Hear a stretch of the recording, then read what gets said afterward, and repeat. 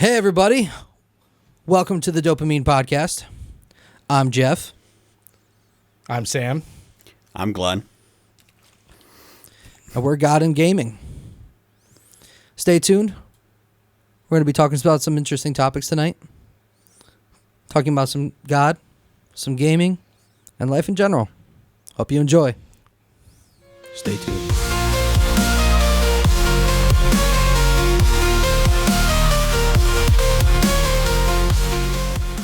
Anyways, so I have a question. Who's this guy? Who is this guy? We forgot somebody. His name is Josh. He's been helping with crew today, setting up lights and microphones and generally just looking better than all of us. Skinnier, that's for sure. Maybe you. Thanks so much for the help, Josh. He's going to step out on his way out. You take it easy. Bye, Have a good one. Josh. Everyone say bye to Josh. Bye, Josh. Don't forget to lock the door. We don't want other people coming in and being creepers. And, like, doing illegal substances or whatever. Or legal substances. Anything, really. Just don't No believe in our- substances, please. Any substances. Only That was non-Newtonian liquids in this place. Yeah, we're going to hear that door close on when you. Oh, yeah, without a question. 100%. So anyways, yeah, we have a lot of things to talk about tonight. By that, I mean I have a lot of things to talk about, and they have a few things to talk about. But Which is normal because Jeff is the more outgoing one of all of us. what's that supposed to mean? That you're an extrovert. Oh, okay. I guess that puts me somewhere in the middle. It just depends on the day. For me, it depends on what we're talking about. We're on a spectrum. Very true. Not that one. I just meant like Jeff, I meant behave like yourself. I meant like the ADHD spectrum. You're already targeting part of our audience in a weird way. I'll throw this at you. I was talking about the spectrum of like introverted versus extrovert. That's all I was trying to say. Digging a hole. Introvert, less introvert, least introvert. Hybrid. I wouldn't say I'm 100% extroverted. Right. No, not. And I'm not 100% introverted. Yeah, I have some introverted tendencies. But anyways, who wants to go first? Who's got a topic that they're really like passionate and wanting to talk about tonight? So, did you want to go over the main question of is it okay to play video games on easy? That was your original idea. Yeah, we can start with that. Originally, that was supposed to be like a long form YouTube video. Right. But it was my incentive to get the studio set up. But I'm like, I don't know. I just want to do a podcast. I'm just sick of waiting. So we still might do a video on that, but I just wanted to talk to people about it. And it's easier than trying to get y'all to actually prepare something for once. Got him. That's fair. Sam's like, yeah, and Glenn's like, I'm offended. It's not. It has nothing to do with like lack of desire. I just forget very easily. Same. And I just work a lot, so. And the only reason I did it is because it was my idea. Let's be honest here. So anyways, yeah, we can talk about that first. So I've had this thought ever since I was sick last. I was staying home from work. Basically, they forced me to stay home. So I was good enough to go in, but, basically they told me, well, at this point, just stay home. I'm like, okay, fine, I'll stay home. But I don't want to sleep like I would normally want to do when I'm sick. I want to do something, but not like, what's the word I'm looking for? Like strenuous. Yeah. I don't want to be like stressed out. I just want to enjoy something. Right. Well, I'm like, I just got done watching a video that morning about Halo 4. And I was like, yeah, I want to play Halo. But I don't want to just go and play Halo 4. I want to start from the beginning. I want to start at Halo 1. As you should. Yeah, and I want to get to Halo 4. I just want to experience the story. I don't really want the stress of combat or the challenge. I just want the story and the atmosphere. And long story short, I played for 10 hours and I got through Halo 1. That's yeah. it. I remember you telling me that. Yeah. You played all of Halo 1 and it took forever. Yeah, I didn't get past Halo 1. At 10 o'clock at night, I finished the game. I was worried I wasn't going to be able to finish it before I had to go to bed. That's impressive, actually. Yeah, and I took my time, but I didn't, like, stop and smell the roses. You know what I'm saying? I didn't rush through it. It was just kind of casual gaming, you know? Yeah. And you know what? It was some of the most enjoyable Halo content for me at the time. Now, Halo 1, I would say, is the lowest tier of, like, atmospheric and story. It's a lot more surface than the rest of the games. Yeah. Because as they made more, they got deeper into the story and was more world building and doing Right. all of that. So what happened for me was I was starting to realize, why don't I do this more? Why don't I play video games in general more on easy? And then I really sat down and thought about it. There's this like unspoken stigma around gaming, especially amongst guys, that you shouldn't play games on easy. And it probably stems from our childhood when we played games on, easy or something, or we saw our friends playing it on normal or hard. Well, back in the Peer day, pressured. Mario, they didn't have easy mode. Right. The Lion King game. Look at that. There was no easy mode. Exactly. No, there was not. So we are so used to playing on harder difficulties, things like that. Or at least normal level, Yes. Equivalent. But I get what you're saying. Sometimes I do want to sit down and just go through the story. And I used to kind of make fun of games like, I think it's like, it's a PlayStation exclusive. Not it's the Alan Wake Uncharted? games. Uncharted, thank you. There's Uncharted and a few other games that have just story level. Yep. There's not really any challenge, there's not any combat or whatever. It's just story. And I used to kind of like, why would I ever play that? That's dumb.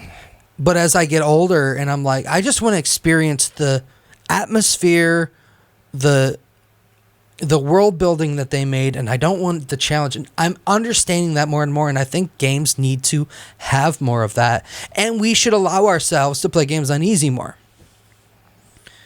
Because I love Halo and the atmosphere. I love it. And there's so many other games. I just sit and I look at the skybox, or I'll look at the art design of a village in Breath of the Wild.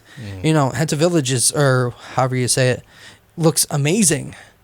Kakariko Village, old and new, they all are just aesthetically beautiful, and you can just, that sounds a little cheesy here, but you can close your eyes and just sit in the sound design, and it's enjoyable. Yeah, you're not wrong. I had another YouTube channel called I knew Vibe Posting or whatever. Good stuff. And it was just a video of an area in Legend of Zelda: Ocarina of Time, and it was just like a chill step version. That was a vibe step. That's what it was. And I loved it. So, what are your thoughts on that? Like, I want more than just me to talk about it. Well, my initial thoughts aren't really too different from yours. Like, if I have a hard day at work and I want to come home and relax, a skill challenge isn't necessarily what I have as a desire when I'm playing a video game. I guess what I've realized over the years, especially as video games have gotten more and more like beautiful, like the graphics have gotten better, and sometimes it's good to actually stop and like appreciate what the art devs did. It's good to stop and appreciate all the Easter eggs depending on what game you're playing. Right. Trying to think. Glenn? So for me, there are certain games that I will play on easy, especially when I'm trying to play like a open world survival, things like that. There's one that I've been playing right now called Smallland. I think I heard of that. Yeah. It's essentially like Grounded, but more in depth on certain things. You showed me that. Yes. Okay. Yeah. And there's not an actual difficulty setting with that aspect, but I have it to where if I die, my stuff doesn't drop. Right.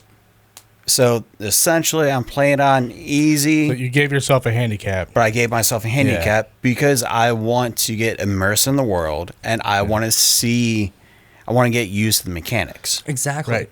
Yeah. And if you can get immersed and still be able to give yourself the handicaps, then do it. Like, some people feel like they have to have every difficulty there to be immersed. That's not necessarily how I think. And obviously, I think we agree on that. Right. And if you guys have ideas or thoughts on this, put them in the comments. Yes, we want to hear please. from you guys. We want to hear your input. We don't want this just a sounding box of our own thoughts and, validation. Like, we want to hear other people's opinions. Why do we have this feeling that we can't play games on easy? I think we've touched on it pretty well at this point, but there's could be I do have plenty of another stuff. couple thoughts. Good. I was just thinking about it while he was talking. There are games that are out now, some modern games that do they don't necessarily purposely focus on being able to play the game on easy, but they also don't have a difficulty, like Minecraft, for example. Stardew Valley, it's more focused on the feel. It's more focused on the environment. Like with Minecraft, it's like choose your own adventure, choose your own difficulty. Right. I mean, Like- game mode, Like, creative do you want to punch survival. trees and build a house, or do you want to dungeon dive and find diamonds? Like, Right. it's whatever you feel like doing that day. And with Stardew Valley, it's just smooth sailing, get into the lore, plant some stuff, a little bit of consistency with your garden, and that's it. It's more of just relax. So, Yeah, and I love that about those kind of games, the creative style games. Yeah. The creative style games where you get the opportunity to choose the way you want to play it. And the gameplay on those kind of games are almost entirely different. oh, for sure. Like, if you want to play on creative mode on Minecraft, the experience is completely different Yeah. than when you play it on survival. And you can, in an instant, switch between how you want to play. And that's the type of versatility I love. It's like, all right, I've been playing on easy for a little bit. I want a little bit more of a challenge right now. Yeah, it's time to face the Nether Dragon. Right. And then And you suddenly can I'll just do that. switch to up the difficulty to complete. Right. And some games have where you can pause and change the difficulty right there. For Yeah. linear story, you do that a lot less. I get it. But I don't know. I just love that. And I'm starting to allow myself to enjoy the atmosphere of the worlds and the overall vibe of a game, the music and all Yeah. that stuff. I was going to mention the soundtrack. Soundtrack's important, for sure. Yeah. Every game has a good soundtrack, for the most part. For the most part. How many games have you played where you're like, this soundtrack sucks? Right. Right. I mean, there are some, that one, that one level in Super Mario Eclipse where it got a little repetitive, but that's a fan mod. That was a fan mod, but the first level we encountered with that mod, the music was amazing. Yeah. So the second one was very repetitive, for sure. But anyways, that's basically what I wanted to talk about in regards to it. There's a lot more we can go into, but I will save it for maybe the longer version. But I don't know. I've found myself so much more immersed in atmosphere of games, where it's just like I just want to vibe in it. There's one more thing I want to say. I was in I'll have relation. something else. Oh, you do? Okay. I'll finish what I was If I going to say, and then remember you can do it.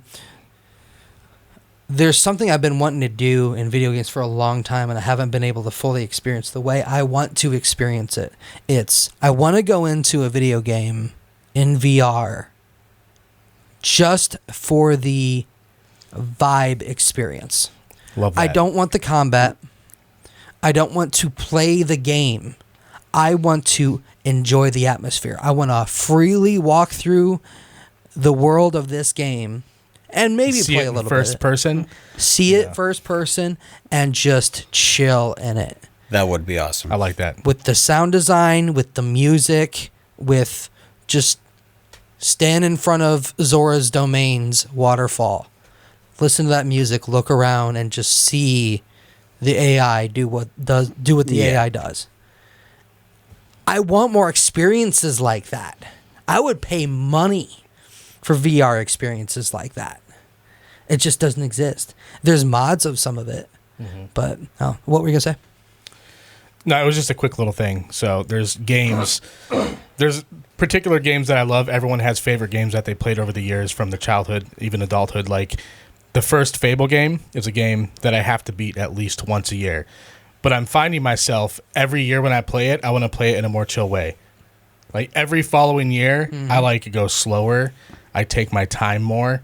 When like 10 years ago, I was just going gung-ho, do 100%, kill all the enemies, what you're supposed to do in a game, But lately it's been the exact opposite.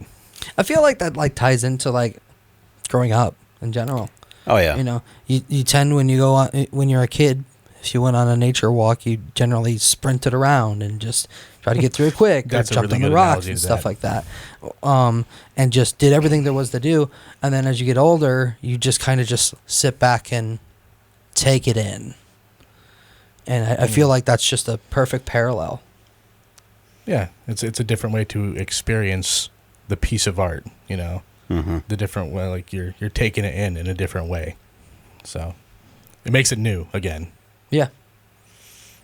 Which brings in to mods. That's another thing I wanted to talk about. I had a feeling you might bring this up. I was going to if you didn't. So. Okay. Well, I don't want to be talking again about what I want. So let's jump on another topic that you guys have first. So if you want to jump on mods first, go ahead. Or if you got something, go ahead. Go ahead, Sam. I don't have any particular topics that I came with. I didn't really do my homework here, so Sam, we can start with one. I already said that. Come on, shaming Sam. So, my topics are about open world survival games, which I kind of already went into a little bit of Small Land. But I've noticed kind of a steady decline in that genre.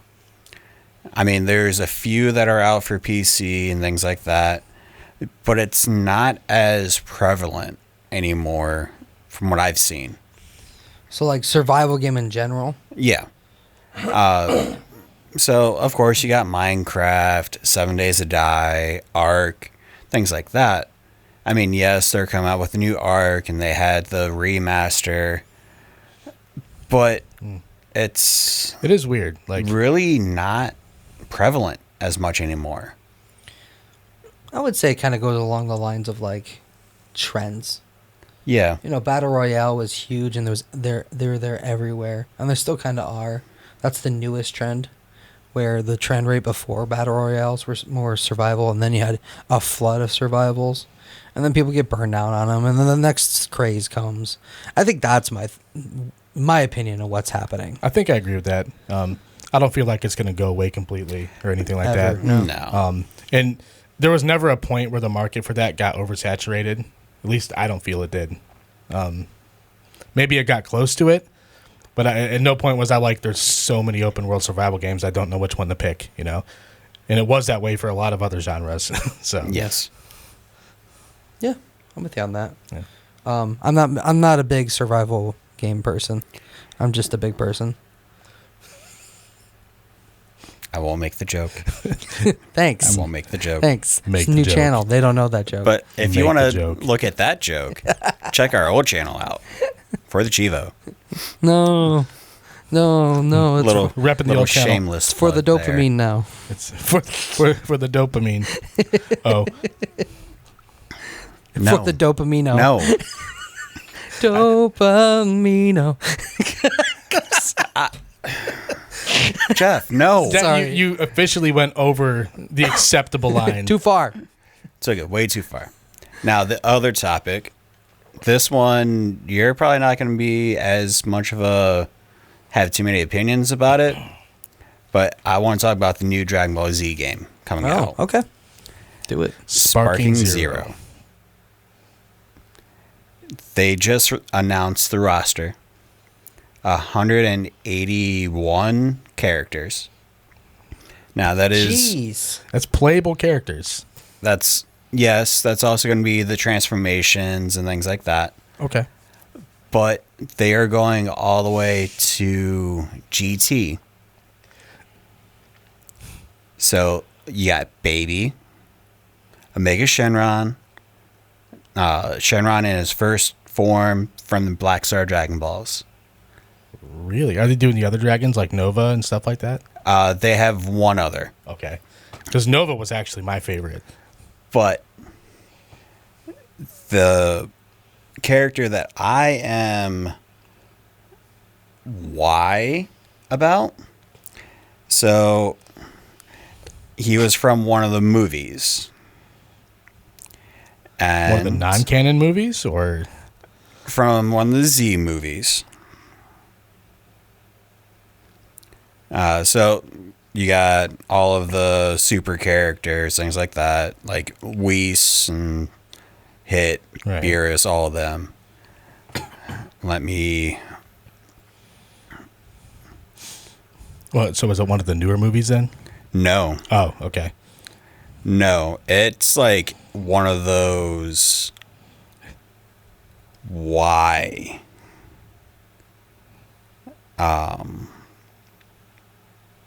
Dr. Wheelo. The big brain. Yeah, that's so random. Why? Did That- they just like want to make him in a game? Yes. You know what I want them to do? I want them to take the audio for all the different characters, and like how in Smash Bros, you can switch a character's like between skins. I want them to be able to do that, but with the voices, and be able to replace them with the Dragon Ball Z Abridged character voices. So That would I be support that fantastic. fully. the funny thing is, in one of the, I think it's the first or second Xenoverse, you can actually choose the voices from I remember that. DBZ Abridged. Really? Yes. That is awesome. I didn't know that. Yes. Oh my god. I just want to play it for that now. Like, I'm not even a Dragon Ball Z fan, and I love that. Xenoverse was a lot of fun. Yeah. It was one of those out there games, but I know a lot of people had fun with it. Right now, I'm going through DBZ Kakarot. That game is never ending. Is that the one you showed me that I thought was really weird? No, that is Where I was like, why is this a game? yeah, that's the like Dead by Daylight version Right. with Dragon Ball Z. You get to play as different villains, and you got humans that you're hunting down, and It was just weird. yeah. I'm sorry. I'm still stuck in the Dragon Ball Z Abridged thing. I was just thinking, is it Mortal Kombat that has like the intro lines and they interact with each Yes. other? I was just thinking like Vegeta spawns in. Keep an eye on the birdie. And then I am the hype. Hold on. That wasn't Vegeta that was said Vegeta? that. No, that was Raditz. Oh, I'm sorry. I thought it was okay. No, Either way, so 'cause Raditz spawns first- on. Keep an eye on the birdie, and then Krillin pops in. Quack. And then every time Krillin gets destroyed, Ping. ping, counter keeps going up, That- Yes. Yes. Oh I my love that. gosh. I love that. This needs to be a mod. right? I love that. But the fact that it's 180 something characters. So is this the Oh, I first? thought you were gonna say dollars. No. Is this the first proper like actual fighting Dragon Ball Z game since Budokai 3? No, because they had the. It was the same style of Marvel vs. Capcom. Okay. I'm drawing a blank on Dragon Ball Fighter Z. Okay, because Budokai 3 was the last one that I played. Yeah. So they have the Dragon Ball Fighter Z, which does have Hit and some some okay. other characters. But this one goes even further. Like way more in depth. Yeah. Way more in depth. And the fact that we get to see Z characters again, I can't wait to play as Yeah. Baby. I'm pretty excited to play it. But Godlic Jr. he's in it. He's in the game. He's in the game. I mean, with 180 characters. And there's a meme going around right now. If you lose to Hercule, you need to destroy your Xbox. Oh, what a meme. Okay. Them things Because- expensive, dog. Because Hercule. Yeah. I mean, come on. I don't know who that is. You know who it is. I Dragon Ball Z Abridged, the first guy that showed up to sell games. Oh, The actor. gotcha. It's Yes. been a while since I've actually gotten to that far into DBZ Abridged. I Sadly. just recently He's like watched all the of it Hulk again. Hogan parody tough guy. Yeah. Yeah. Yeah. That's great. That's great. And everyone's saying that Whis is going to be banned from tournaments Oh. because He's broken. East? Yes. If they actually give Whis all of his abilities in this game, he's broken. I Period. thought you said East. Period. Like, I've seen a clip of gameplay with him, and it's absolutely insane. What about Grand Zeno? No. That'll be a DLC, I promise. They are talking about DLCs, but we don't. What know about for like sure. like just the regular human characters like Bulma and Chi-Chi and stuff like that? Are they playable? They are not playable from what I've seen. You do have like a random Frieza soldier, Okay. and then you got Majin Buu, all the forms. So All even like the 12 forms of Majin. Got it. yes, Buhan is the best one, obviously. you can play as Babidi. But not Bippity. What abilities does Babidi have? I don't know what that is. Can he like summon Boo? That's about all he was good for. Yeah. Like is that like what you're gonna do as that character?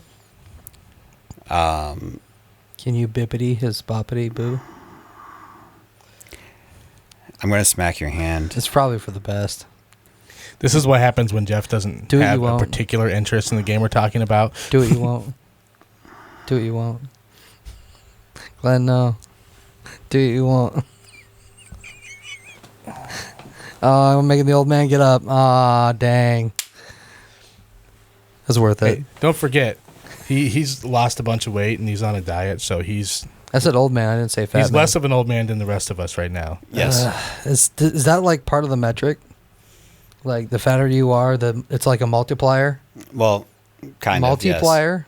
Multiplier. Multiplier. We're just Markiplier. this thing is like Shout out to Markiplier. Hey, no. no. Shout out to Mark, the pliers. But yeah, there's It's over there. so many characters. I can't wait. It comes out next month, October 11th. Unfortunately, I do have to work. So I hate when that happens. I told him he should just be sick that day. He has a lot of sick leave. Hey, I mean, I do, but hopefully your boss doesn't watch this. Oops. At least not this first episode. Do you have anything else with that? no, that was about it. Okay. Really. Sam, I keep remembering that you said you didn't have topics. I'm sorry. I love you. Sam. I'm going to have to give you some of mine, Sam. so I have to talk less. All right, well, let's see. I forgot you guys didn't play that game. What game? Heavy Rain. Heavy rain. I watched it. played. Heavy rain. When he's looking for his son, that's Josh. what the Josh. balloon, Where's my son, Josh? You see my Sam. son, Josh? Yeah. and you constantly just call his name out. That's yeah. Josh? Got it. No, Sam. Sam. What? Literally, like that. See my brother, Josh. I don't know what that's actually from. I think it's a different game. Anyways, so this other topic I have, I was talking about ROMs earlier, and I'll tell you what, man. ROMs have always existed, yes. ROM hacks, gaming hacks, all that has already existed. I want to point out that I know that has already been a thing, and it's already been a really good thing. Like Fallout mods. The Fallout community is basically kept Bethesda afloat. Not basically. That's a fact. I mean, Right. I mean, we all know that if it wasn't for the modding community, they wouldn't be nearly as successful as they are. And in general, their games would probably be way more broken than they are now. is that possible? Good point. I fear They'd it is. still boot most of the time. But anyways, that being said, the mods that I've been experiencing, some of that have been out for a while. I'm just getting into this scene. Okay, I point that out. I'm just getting into the mod scene. But the ROM hacks that I've been playing for like GameCube games and Nintendo and all the other older games have just, the quality of them have just shot up. I've played some in the past and I've never been like, these are good or something I want to play. I may play a few minutes here or there and I'm just like, okay, this is dumb or this is way too hard. Like a lot of them has been based around people who are like speedrunners or people that are super expert with the game with expert movement. Not anymore. Oh my gosh. If you don't know about these things and you're a Nintendo fan, check these out. Because I built a gaming PC that runs an operating system called Bassoterra. And it's based off of Linux for the nerds. No one's going to say nerd. I was going to say Ubuntu. 3, 2, 1. Nerd. Thanks. All right. The one time I expect them to say it and they didn't. Eh. We're nerds too, so I guess it just... ROMs. There's a few different ones that I wanted to point out that I've been playing. And if you haven't heard of these, go check them out. First and foremost, the one that I'm just enthralled by is Banjo-Kazooie Jiggies of Time. It is a perfect mesh between Banjo-Kazooie and Legend of Zelda. I haven't played all the way through it yet. I'm about like... I just got out of Kakariko Village. No. Kokori Forest. Hello. Just got out of there. And super cool. Visuals are amazing. I'm blown away. Cannot believe they've gotten away with what they've gotten away with in the Nintendo engine. And this guy makes all of his mods able to be played on original hardware, which is crazy. There's so much to unpack here. So I got to play the game for what? Half hour? I didn't even get out of the first area. And there's just... The game is so incredibly polished. You wouldn't... It's hard to tell that it's made by a dude that doesn't work for Nintendo. Right. There's like the soundtrack. It's literally the Legend of Zelda soundtrack, and in the Banjo-Kazooie it's in font, the Banjo-Kazooie the sound font, and it's weird, but it's amazing at the same time. This guy hasn't gotten to play it So yet. this guy right here, like, I'm a Banjo-Kazooie fan. I'm a Legend of Zelda fan. There's no bigger Banjo-Kazooie fan than this guy right here. And we've been hyping this game up for the last, like, 2 weeks, and all he wants to do is play it. But he can't because he works too much. Good old 12-hour days. Sound about right? He's also the only one with a kid out of the three of us, so that doesn't help either. So, Yeah. completely excusable on that front. He doesn't find it excusable. But you can always just take off work, man. Just kidding. I'm actually off next week, so There you go. Like all of next week? yes. I'm sure you'll Wednesday and fill Thursday, your time I'm with off. something else, and you won't get to it again either. Well, Thursday, definitely not, but We should play Wednesday. Thursday, Jeff. We should play it Thursday. I might cancel practice just so we can play it. I Just me will. and Sam. We'll send you videos. I mean,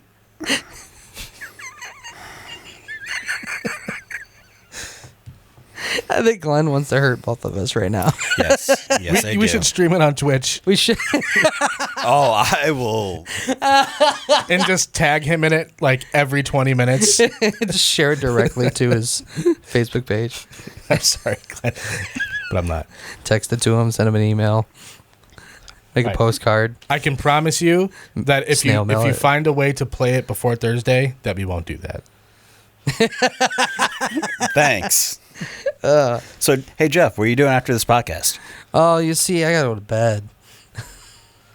Why? Because that's Where has that stopped you before? Oh, you know, I'm old and fat now, so fat can be Sleep. changed. It can be. the old part would love Old- that old old part. Again, is it a can. multiplier? Is it a Markiplier? Like, again. There's a baseline of old, and then no. you multiply it by how many pounds or like Jeff, 10 pounds you are, and that's how old you are. You get less old, the less weight. Like, what's the metric here? You're in your mid-30s. You're not old. You are not old. Okay. I'm sorry. But I am fat. I hate. Yes. So that You makes said me it, not old? me. I weigh I weigh like add. 10 pounds less than you, so I'm also fat. I saw the gears turning in both of your heads at that moment. Like, what the frick do I say to this? Oh, hey, Jeff. What? Can you... What, Glenn? What? Shut up. Moving on. Can you get consume calories from smells? Shut up. We won't go into this I again. think I missed something. Yes, You yes. did. Again, if you want to see some of these inside jokes, it's for the Chivo thing. Okay. It's a for the Chivo thing. But we won't go into that. This is for the Dopamino. This is Dopamine. No. Esposito. All right, anyways, Banjo-Kazooie Jiggies of Time is made by Mark Kirko. The thing about this guy is he's a legend. This guy has made so many mods. This has got to be his full-time job. Like, I don't think he does anything else other than make these mods. Like, he has a Patreon, and they must be, like, funding him to keep making them. Because I've never seen so many mods be pumped out for especially, like, the same games over and over and constantly. As soon as I'm like, wow, that's amazing, and the next week I see another, like, trailer, and it's already out. It's not even a trailer, oh, it's coming soon. It's already out. I'm like, you just did that one.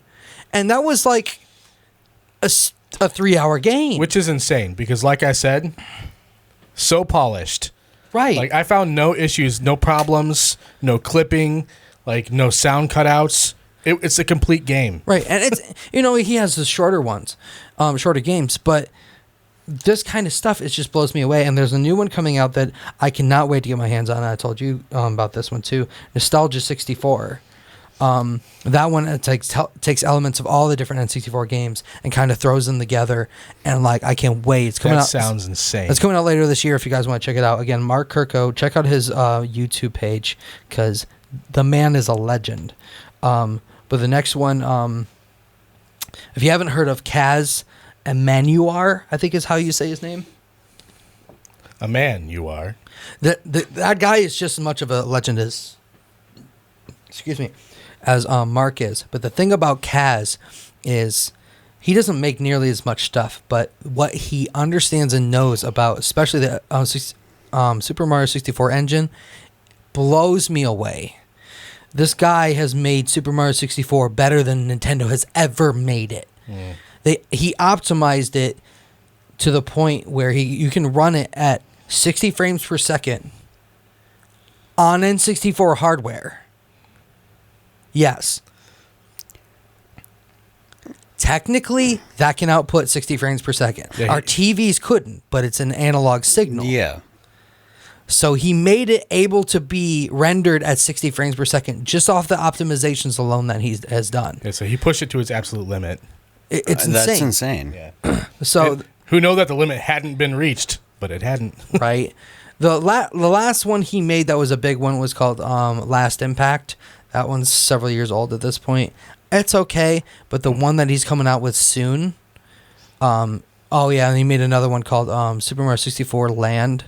It's Super Mario 64. Excuse me, it's Super Mario Land, like the there's like World and Land that came out for like the Wii U and the 3DS. Yeah.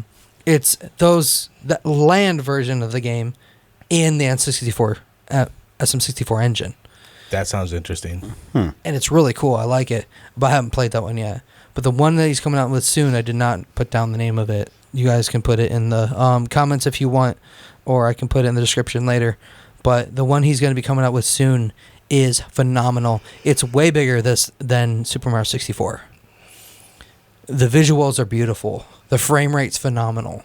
Like, this man has optimized the N64 to its absolute limit in this game, and I'm blown away by it. And then the last one I want to talk about. No, I have two.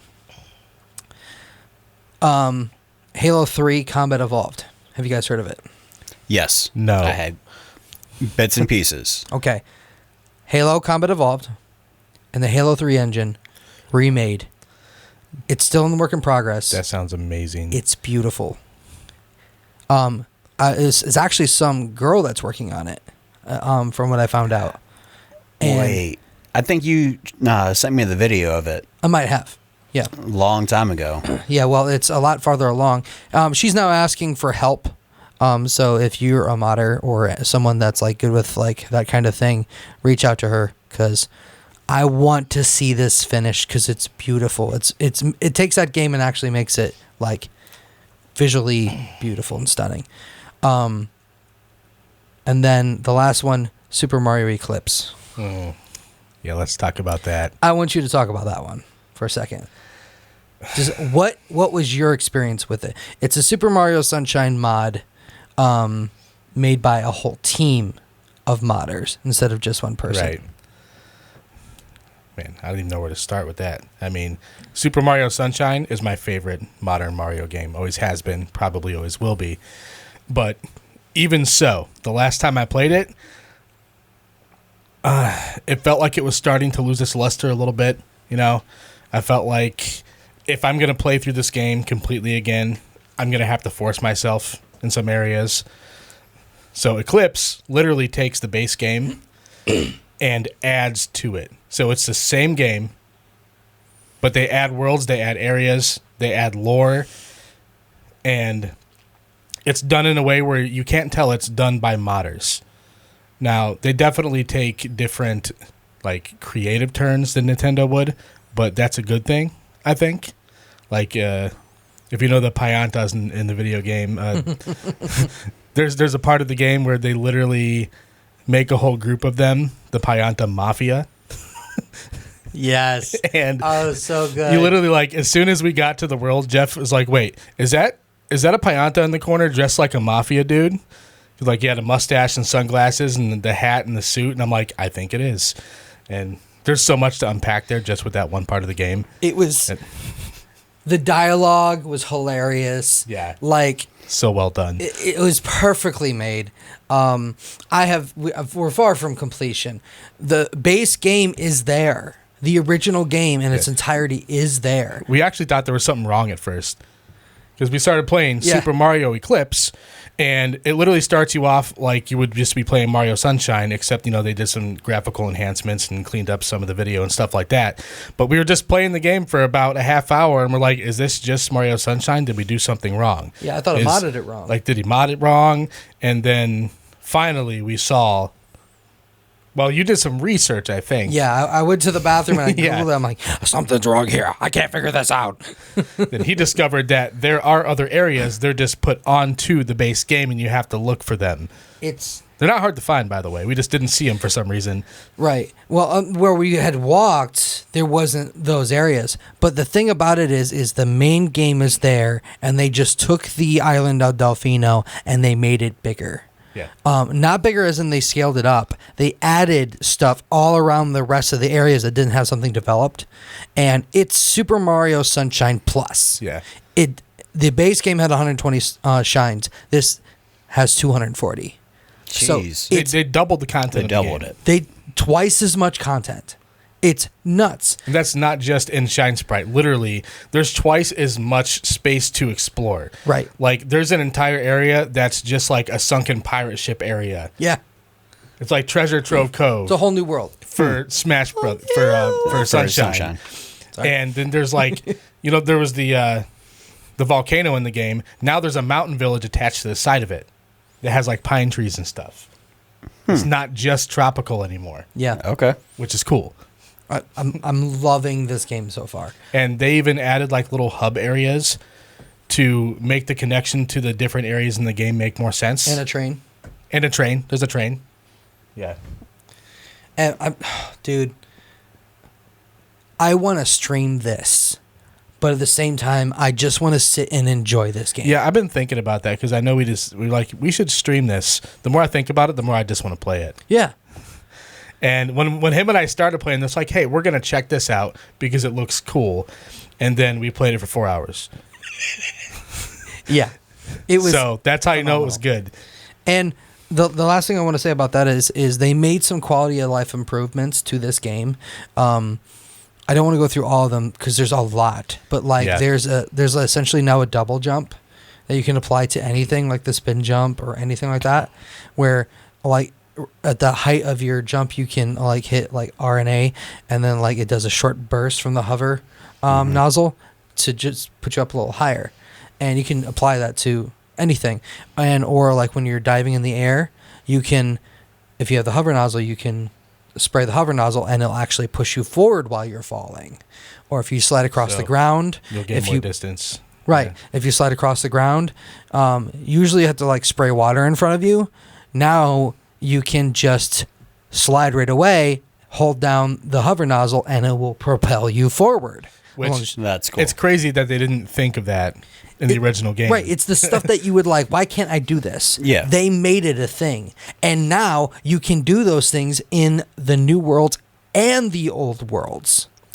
Yes. So it changes the game in such amazing way. And it's 60 frames per second. It's high definition. It looks amazing. It's a beautiful game all around. And I can play it like it was the original game or the full game. I now cannot go back and play the normal one. I cannot. They implemented a long jump. Yeah. Yeah, like a lot. What I'm saying is like they brought it back into the game. It's slightly complicated to learn. Well, I'm talking about like when we were originally doing the tutorial, like with the flood. Yeah. Oh, you're talking about like the with the sprint, the turbo nozzle. The turbo. So with the turbo nozzle, you can now do like a 100-yard jump. It's nuts the distance you can get with that thing.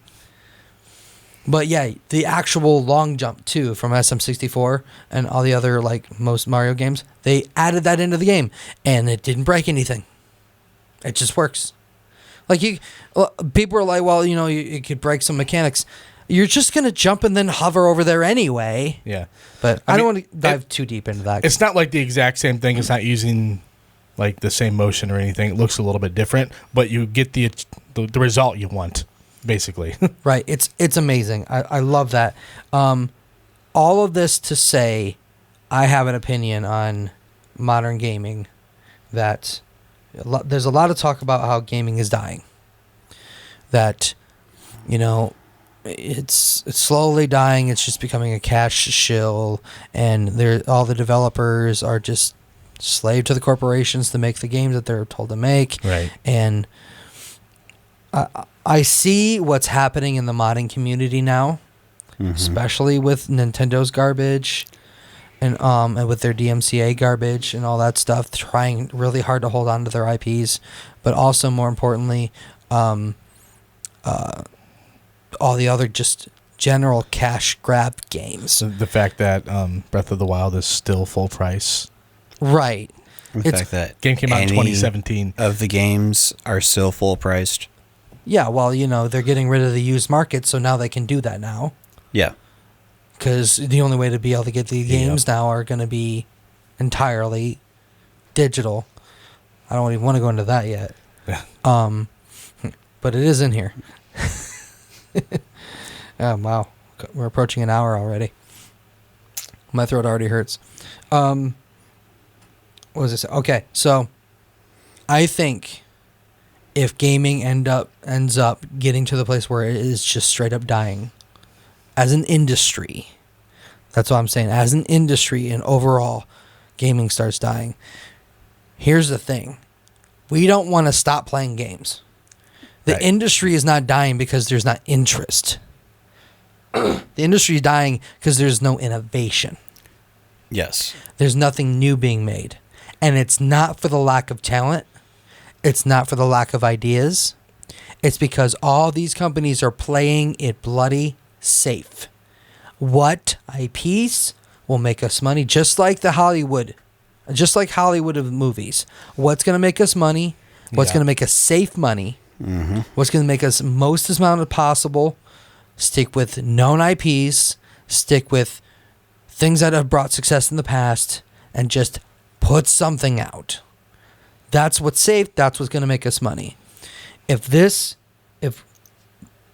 If gaming dies, it's because of that attitude.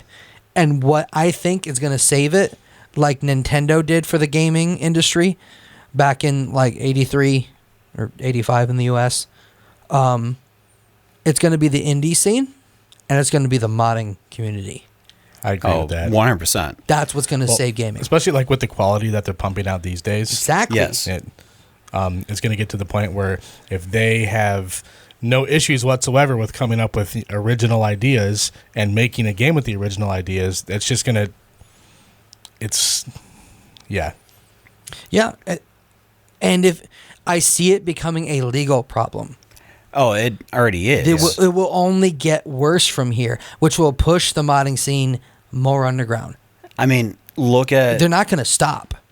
Honestly, right now, the whole thing with Palworld. Mm-hmm. Nintendo is literally suing Palworld now. They just sued another company. That was one of my things, too. But the funny thing is, Palworld just dropped on PlayStation now. And they just kind of said, screw you, Nintendo. Mm-hmm. We're doing it anyways. Yep. Did you know that the lawsuit that they are doing it was based off of not copyright, but a patent that they just had filed after Palworld was released? They filed that patent after Palworld. So they didn't apply for it and then it just so happened to get approved afterwards. They applied for it and got it approved after Palworld was released. And that's what they're taking them to court with. So they fabricated the reason to sue Palworld. Yeah. Big Nintendo. And you know what? The sad thing is, they're probably going to win. Unfortunately, Nintendo usually does. Fortunately, it's Nintendo. It's broken. The whole system's based around money. Let's be honest. It's stupid. And if anything, if they do lose, the stigma continues. Mm-hmm. Nintendo continues to push their agenda without any repercussions because it's their IP. So when it comes to the new games coming out, if you think about from our past, it was always a complete game. Mm-hmm. There wasn't all this DLC, right? All this nonsense. I mean, yeah, it's cool to see new things added. Like, I love New Vegas, Fallout New Vegas. All the DLCs are really cool. But I want a game to where I'm not going to have to pay an extra $60 for 5 minutes of gaming. Right. Right. Because a lot of it lately has been exactly that, is they can get away with all this crap stuff because you don't know until you play it. And you can't get a refund for it after you buy it most of the time. No. Except for Steam, which Steam continues to save the gaming industry. Yeah. I'm not saying they're perfect, but they are. No. They're better than most. Steam has its problems, but still has a huge fan base for a reason. I mean, the addition of family plans or a family group, the expansion of game sharing, that's huge. They didn't have to add that, but they did. And now, if we joined a family, we could all play each other's games. As long as it's not the same game, we can play at the same time. At this point, if you do 5% of what the people are asking for, you're going to win. Mm-hmm. You're going to make money. Right. Fans are going to gravitate towards whatever you're doing. Right. And then you're going to want to play a game together. Well, that you can't do. Yeah. If you don't own it. So that will push people to buy more games. That's a great sales tactic. But we get something out of it, and they get something out of it. Right. That's how you do it. It's not you just shafted me to get more money. It's like Microsoft. I mean, I know they were talking about doing the family plan for Ultimate and everything. And I think it's still in development if it's not already a thing yet. I know. I don't actually know that. Yeah. I think in the UK they're testing it out. That does sound familiar. And it's going to be similar to what you're talking about. But I think you can play the same game at the same time. I'm not 100% sure. If I'm wrong, let us know in the comments. But I think something like that would be really cool. Right. And, I mean, Microsoft, honestly, in my opinion, yes, I grew up on PlayStation, things like that. Metal Gear Solid will always be my favorite game. I mean, it's not exclusive to PlayStation anymore. But anyways, Microsoft has kind of become more for the gamers. Right. I mean, cloud gaming. You don't have to buy a console anymore. You can get A Fire Stick. Fire Stick. Yep. Or if you have a Fire TV, it works. Like my TV right now, if I got rid of my Xbox, I can play all of my games from Game Pass, at least, Right. on there. And then you got the Luna and things like that. I think there's a good and a bad to that. Yes. You don't get quite the best quality at times. Frame rates can drop. Right, but with fiber, it's not that bad anymore. Yeah. My concern is if, as an industry, we move toward that, like Microsoft will push, the used gaming market is done for. It is gone. There's no chance to get a used game over a system like that, which means they can charge whatever they want and keep it as expensive as they want for as long as they want. And that is dangerous. Yeah. I have been able to play games and buy games because of the used market. They don't care about the used market. They will never care because every sale that is used is money lost from us not buying a new game. I mean, look at the backwards compatibility. Like, you can't go out and purchase an old game and play it on new consoles. I mean, I know when the PS3 was coming out, you had to have a special one to even be able to play your PlayStation 2 or PlayStation 1 games. Or you have to buy the newest version, like a remaster or something like that. Yes. Re-release. And then a lot of times if you did buy one of they call it the fat PS3s, they were always overheating and there were so many issues. Which wanted you to I am always overheating. Maybe I'm a fat PS3.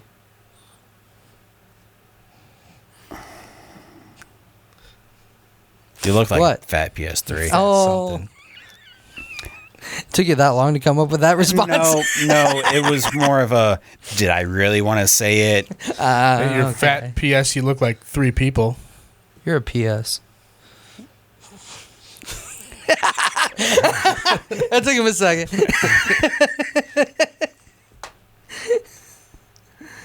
I've got nothing. At least I call you a POS. Point of sale. Anyways, so do you have another topic you want to move on to, Glenn? No, I pretty much covered the ones I was thinking of. Man, I got so many more, though. I promise I'll be more prepared next time. It's okay. I apologize. It's not like we talked about like how many we're going to have. So. Okay, so I do have a question for you about the modding stuff. How did you come about getting those? So there is some complication to it because they can't just give you a ROM of the game. Yeah. Because it contains original content. So essentially they provide you a patch that you have to use a tool most of the time to apply it. Okay. So like for example, Super Mario Sunshine, I needed to have a ROM of it that and then the original ROM, ISO, whatever you want to call it, and then grab their file, which some games they're BPS files, whatever, it doesn't matter, but the modded file, and then you put it into a program, it patches the original, and then you can put that into whatever system. There are other mods. There's like a Mario Kart Wii mod where it's done completely different. And actually, funnily enough, that Mario Kart Wii mod is amazing and has like 100 and something tracks on it. It's crazy. But the modding community, the creators added an anti-piracy measure to that game where you cannot play their mod without a physical disc of Mario Kart Wii. It's crazy. That's interesting. You have to have you can't have a ROM.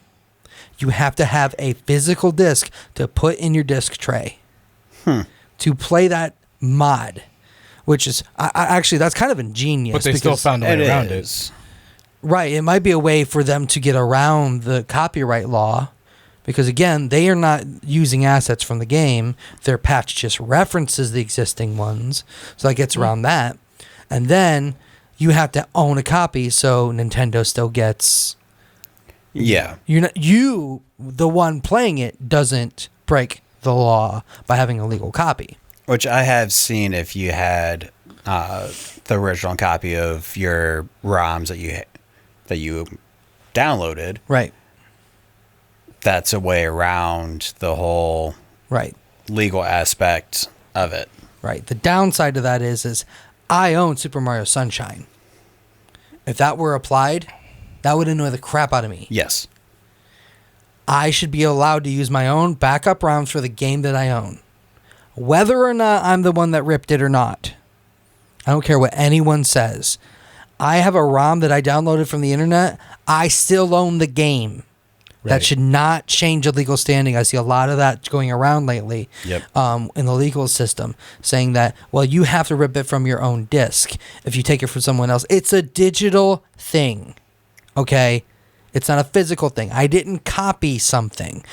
Nintendo didn't lose something in that copying process. Right. I still own the disc. If I wanted to, that's different. I'm trying to use my original content that I own. Someone else just happened to copy it for me. That's the only difference. Anyways, rant. Sorry. But does that answer your question? Yes, it does. Cool. Yeah, I mean, I could show you how to do it, and you can Google it, you can chat GPT it, whatever. It's actually relatively easy once you get the hang of the process. I guess the next question is, can I run that on my computer that I currently have right now? I don't know how well it will run on that. Oh, right now without a graphics card? Yeah. Maybe not at 60 frames per second. I'm just trying to play this game because you know me. The Banjo-Kazooie one or the Eclipse? The Banjo-Kazooie. You'll be able to play it. I don't know how well it will play, but yes, you'll be able to play that. Well, yes. I want the full, Just watch our stream, Glenn. No, I am going to be part of it. I don't care what you say. And before anyone's attack us, we both own a copy of Banjo-Kazooie as a 64 cartridge. So, shut your mouth. I believe all three of us probably do. Yeah. Yeah. So, don't come at me, bro. What's next, Jeff? All right. There's a whole bunch of ones, and I'm just going to cut this down. I wanted to talk about Legend of Zelda. What? That's weird. Who would have thought? I'll leave it out. You don't have to leave it out unless you have a bunch of good stuff. I wanted to talk about the eventual death of Xbox. Yeah, that's honestly almost inevitable in the path that they're going. We already talked about Palworld and Nintendo. We were going to talk about Borderlands 3 movie. We did. I said we did touch on that. Borderlands movie. I mean, we can talk about it because I've got stuff I can say about it too. See, I haven't seen it. Neither has he. We haven't seen it. You've seen it, so you can give us insight. Yes. I just have. There's one topic I absolutely want to make sure that we talk about tonight, and it has to do with nostalgia. Just make sure that we have enough time to get to that. Or it's we started around 7:20ish. Right. It's 8:30 right now. How long are we planning on going? I would like to keep it under 2 hours. 6 hours. I don't know. That's another thing I would love for you guys to let us know after we post this. Which, is this podcast too long? Is it too short? Are you guys okay with a 3-hour long podcast, or do you want to stick, would you rather just watch a 1-hour one? We would love your input. Let us know what you think. Yeah. Which one do you guys want to talk about first? We can go with Borderlands. Borderlands. Xbox, Legend of Zelda. Let's start with Borderlands. Okay, we'll do Borderlands. I'll let you talk first because you've actually seen it. Okay. So, that movie, if you don't know the lore and all that, it was a good movie. Decent, should say. But if you know the actual lore and everything behind all of the games, you're not going to like this movie. They, without giving any like spoilers, things like that, they change a character's background. They don't fight skags. You see a skag I heard about that. once. And that's It's a staple of the Borderlands games. It's Yes. like the battle tutorial of the game is fighting skags. Right. Like, that's, and you only see it at the very beginning. And then the racks, the birds, Excuse me. you don't Sorry. see them. Non-existent. Non-existent. I think Cool. you might have seen it once, and there might have been a small mention. There's no catch a ride. I was about to say, catch a ride. That's just a Ketchup crime. fries. That's a Like, crime. that is a crime. And they mixed some of the games together. I mean, I get that. Sure. Like Sanctuary. If that was the only issue, maybe. But Sanctuary from, I think it's 2 or 3. 3, Sanctuary is the ship. No, the city. The It's the original settlement in pre-sequel. the first game. That's one. Yeah. No, Firestone is 1. Oh yeah, Firestone's one. That's my bad. Oh, you're right. Sorry. It's from, I think it's the pre-sequel. Where all the Vault Hunters get together and they make their own area. Like the Safe Haven, Sanctuary. That's like the main Okay. city that they're in. Okay. I didn't really play the pre-sequel. I couldn't stand it. Jack Black as Claptrap, best part of the movie. Like, Really? only good thing really about the movie. See, that was one of the things I was upset about. Yeah. I was too. But he captured his personality extremely well. Jack Black should have played Handsome Jack. Handsome Jack's not in it. I know. I'm just saying. I haven't seen the movie. Disclaimer. Kevin Hart as Roland. We were talking about that. That's just stupid. I have opinions on that. Like Roland's a big dude. He's a soldier. He's like 6'2". You know. Yes. How tall is Kevin Hart? Like 5 something. Very He can't, short. He can't play Roland. He can't. I would take Dwayne The Rock Johnson. The casting in general is just a little bit wonky because I would Kate Blanchett as the Siren doesn't make any sense because she's way too old. I would So- take Terry Crews. They over- did. Freaking Kevin Hart. It's also a little bit of a time jump. It's not set like she's a vault hunter and things like that. She's there to rescue someone. And she's been off Pandora for like 20 years or something. So random. It is. It feels like something they fabricated just to have a reason for her to be old. Yeah. Now, Jamie Lee Curtis as Atlas, she did a good job. Yeah. But it's Jamie Lee Curtis. I mean, Yeah. she's old school. Right. But that character was not an older woman. No, but it still made sense.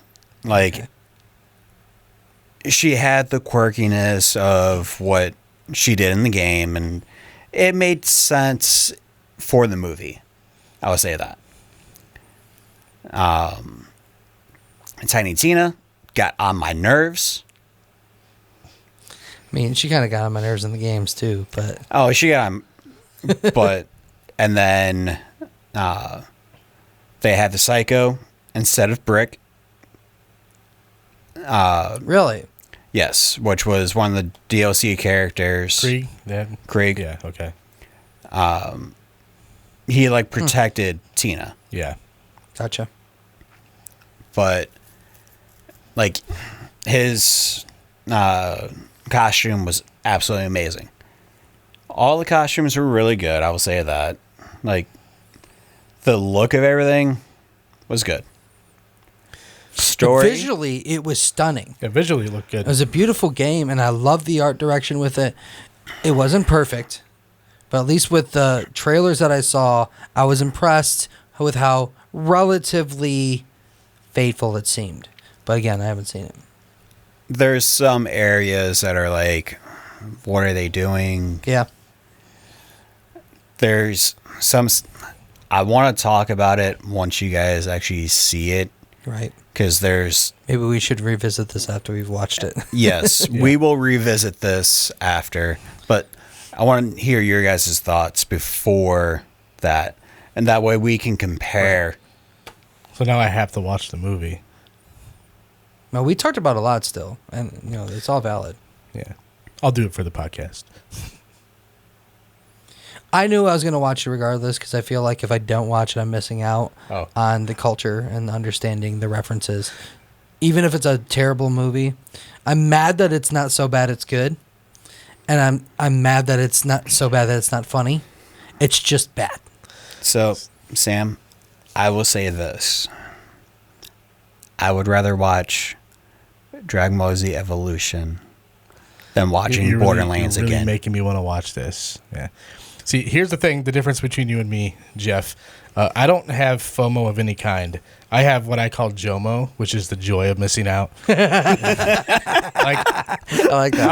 I was really liking the fact that I was never going to watch that movie, but I'll do it for the podcast. Yeah, we can revisit on the next one. If you've watched it since then. Yeah. But well, it's on Plex. It'll be easy enough for me to just throw it on. And right. And here's the thing about... I'm just going to talk about video games. Video game movies in general. Right now. Just briefly. I don't want to go too in depth with this. But Borderlands movie is a dangerous turn for the good trend that gaming movies have been doing lately. Sonic the Hedgehog. Absolutely amazing. Super Mario And Brothers. the third one's on its Amazing. way. I'm excited. Fallout. Got to. We're getting some actual good stuff. Fallout. And I'm happy. Oh, man. Borderlands. That could be a whole podcast talking about the Fallout series. It's doing the same thing that the games have been doing that I just got done talking about, where they're playing it safe. They're cashing in on a name and a brand instead of making good stuff. And I'm afraid that catches on because they've already doing it with a whole bunch of other Hollywood films as it is. For the love of God and all that is holy, let the Fast and Furious series die. Please. It just needs to die. Put it out of his misery. I love Pirates of the Caribbean. It's one of my favorite shows. Excuse me, movie. It totally is. It needs to stop. That and the fact that, Johnny Depp. Johnny Depp made that movie. It did. The most recent Pirates installment, I hated so much. It's so bad. It's And terrible. I feel like even if they did bring him back, it still wouldn't be the same. But if you ever agreed to it, They're rebooting it. And he's not going to be in it. he's not in it. Exactly. So I don't care. There might be a chance that it's good. I can almost You're guarantee still you, going to watch it. because it's Disney, it's going to be garbage. Because they've been rebooting things in the worst ways lately. There are some good stuff. Most of it's crap. And we all know it. That's a whole nother thing I could Right. talk about. There's so many things that we could unpack here. The Acolyte from Star Wars. Mm-hmm. I haven't seen it, but We'll be going off into a crazy tangent if we start talking about that. It had potential. They squandered that potential. Mm-hmm. There was so many things in the Old Republic that they could have done. But no, they want to have a woke agenda with it. every bloody time it's ruining film. Yes. It is ruining film. I have no problem with like movies that have a message built into them similar to that. If the script calls for a black person, if the script calls for a gay person, if the script calls for something like that and it's good, fine. I may not agree with it every time, Yeah. but fine. I'll watch Modern Family Yeah. Right. because it makes sense in there. It's good. It's entertaining. And it doesn't shove it in your face most of the time. For the sake of being woke. Okay? You know what I mean by Yeah. that? You know, I don't support it, but that doesn't mean I can't enjoy it. Because the story that's being told is good. Yes. Yeah. But if that's your main focus, you lost me. So And if you're packing it into something that wasn't even meant to be that, I'm furious. when it came to the Acolyte, they changed so much lore because now Anakin Skywalker, so Darth Vader, is supposed to be the chosen one. He was created by an event by, well, Palpatine. If you know about the comics and books, all that. He is the father of Anakin.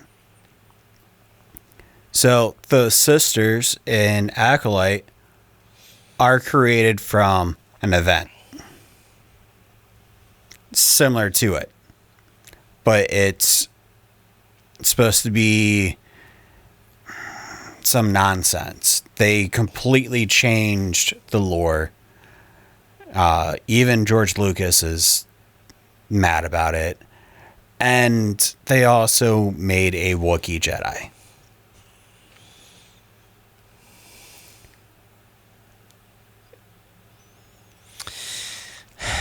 I haven't seen it. I gotta tell myself I haven't seen it. But I will say this. I will probably end up just stop watching everything Disney is putting out if they keep this trend up. Yeah. And, oh no, they lose one person. But I know there's a lot of people that think the same way. And it's not, again, I want to reiterate this. I don't hate gays. I don't hate black people. None I of don't hate any us those. do. None of us do. I love everyone the same regardless. It has nothing to do with it. I have my own opinions about a lot of things. But I'll reverse this for a second. If you're watching a film that's not a Christian film and you suddenly pushed a whole bunch of Christian stuff on it and made it all about Christianity when that's not what the source material was, as a Christian, I would be upset about that. Because that's not what this is. If they would have made the Borderlands movie into a Christian film, I'd be like, what the frick are you doing? That's stupid. Yeah. I'm a Christian, and I support all things Christian, but per se, when it makes sense. Actually, you know what? Reverting that. I support everything God-focused. Yes. That's a little better. There you go. That's better. But if you change Borderlands to be a Christian film to the point where it's not identifiable as a Borderlands movie anymore, I hate that. That's stupid. For the same fact, if you keep changing these beloved franchises and IPs and all this stuff to match your woke agendas or your woke messages, whatever they may be, That's when I get upset. Not because there was a gay person in my film, but because you added it for the purpose of there to be one and it didn't belong there in the first place. Yeah, the problem is the changes that they're making are not only blatant, but they're just shoving them into a story where they weren't meant to be, and they're not making any effort to integrate them in the correct way. Right. And it's just messing up like what it was supposed to be to begin with. Why do you think She-Hulk was garbage? Yeah. Did it have a good plot? The only reason why I watched She-Hulk was for Daredevil to come back, and it's the original Daredevil and Charlie Cox. That's the only reason why. Why did it fail? Was it because she was a woman? No. No, it's because they added that and it had a bad plot. Was it because it had terrible CGI? That's the main reason. You're not being faithful to the source material. So they were somewhat faithful to it, but making it into she was more sexualized. Yeah. The sexualized part is what bothered me. Exactly. Why? I mean, come on. Daredevil did the walk of shame. Did we need to see that? I didn't need to know that because I didn't know that. I haven't watched. I've seen some of it, but I haven't watched it, so I can't speak to that too much. I'm just saying it's evident by the reviews, and Disney needs to see this. They may be a huge conglomerate. They may have tons of money, but eventually they're either going to kill all the good IPs that they are owning, and everyone's just going to hate them, or they're going to run out of money, and they're going to go back. Why? Not because they care about you and your agendas and being woke or anything like that, because it's trending and it makes them money. That's what it is. They follow the trends, they follow the money. Don't be loyal to a corporation, please. Please don't be loyal to a corporation. They don't care about you. They care about your money. After what happened with Snow White, I'm amazed they're still going so hard with it. Right. I mean, Little Mermaid was a good movie. I have been told, haven't seen it. I have not seen it. They changed the ethnicity from a white girl to a black girl. My wife had watched that, and she said, I actually like that. Okay. Did you like it because what? It had a good story? It was good? Yeah. Okay, then it's fine. Mm-hmm. No big deal. I mean, my wife said the same exact thing. She loved it. Yeah, because it had a good plot. Now, if they would have kept the same storyline all the way through, but then just made her black, why did you do that? What was the purpose? Was it virtue signaling? Right. That's where I draw that line. It's, wait a second. That character was not this race or this gender or this thing. Okay. That puts me off a bit. I don't like that because it's not true to what I've known for the series. Did they now do it for a good reason? Did they make something original enough and good enough that in my mind justifies it? There is where I go from there. Yeah. Okay, I actually like what they did with that character. It's even better than it was before now. That's a good decision. See, there's a good way to make changes. I'm glad you did it. That was fantastic. No, you just tried to shoehorn that person into the role of that old person, the previous person, the previous ethnicity, gender, orientation, whatever, and now it sucks. It's not good. Yeah. Because they just did it for the sake of doing it. I'm not mad because it's a black person. I'm not mad because it's a gay person. I'm mad because you changed it. It didn't need to be changed, and now it's crap. Well, like you said, if they made something non-Christian suddenly super Christian, it doesn't make any sense. Right. Like, what if the new live-action Lion King came out and it was based around them all being Episcopalian? That would suck. What? Way to lighten the mood, Sam. Thank you. Right. What I'm saying is, that wouldn't make any sense. You're right. It was, oh my gosh, that's funny. Or what if and they're not in Africa anymore? They're now at the Vatican, and the Pope is their leader. Right. Oh my gosh. That's great. All right, we should probably move on from that. Yes, let's move on before we get canceled. Our first episode, we're getting canceled. I don't give a crap if people are upset about it. We're just talking some truth. Breath of the Wild was a fantastic game. They reinvented the series in a good way. Agreed. I loved it. I'm a kind of weird gamer where, like, when a game first comes out, I'll play it for, like, a crap ton of time, and then somewhere in the middle, I'll just stop. And I won't touch it for months, sometimes years. Mm-hmm. We're similar with that. I'll either just come back to it randomly, or more than likely, right before the next one in the series comes out, I'll just blast through the whole thing. Yeah. Either from the beginning or for where I started, depending. I'm one of those people. Breath of the Wild, I did exactly that. I was blown away. Could not wait. Took way too long, but I understood for Tears of the Kingdom to come out. Loved it. Is what I would have said if I loved it. I knew that. I wanted it to be good. I expected it to be good. It was in the same world. It was in the same things. I played it for about 3 hours. I can't get myself to pick it back up. I've been wanting to ask you about this because I had a feeling that that's how you felt about it, because you haven't said anything about it. Not a thing. And when it comes to a Zelda game, if you haven't said anything about it, it's probably not good. I'm not saying Tears of the Kingdom is a bad game.